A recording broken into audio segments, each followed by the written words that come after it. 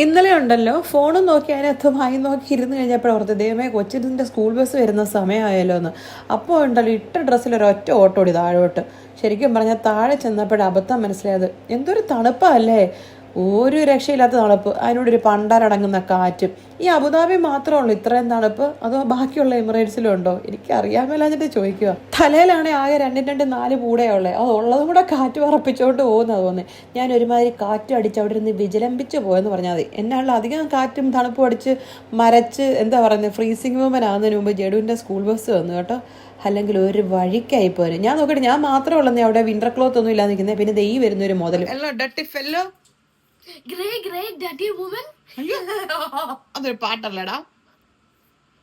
Hand wash ചെയ്തോ? എന്താ ഇപ്പൊ ബ്രെഡും ബട്ടറും വേണമെന്ന് ഓരോ ആഗ്രഹങ്ങള്? മനുഷ്യന്റെ ജീവനം പോയി.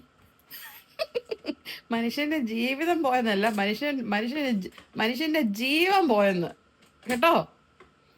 രണ്ടും രണ്ട് മീനിങ്ങാ സാറേ. മനുഷ്യന്റെ ജീവൻ അങ്ങ് പോയെന്ന്. അവിടെ ഇരിക്കട്ടെ, കൈപൊള്ളിക്കല്ലേ. അമ്മ ഇല്ലാതെ ഒന്നും ചെയ്തേക്കില്ല കേട്ടോ. വിത്തൗട്ട് അമ്മ don't do that. Okay Jaddu, because kids are not allowed to do all those things alone. Okay, got it? സാറൊന്നും മിണ്ടുന്നില്ലല്ലോ.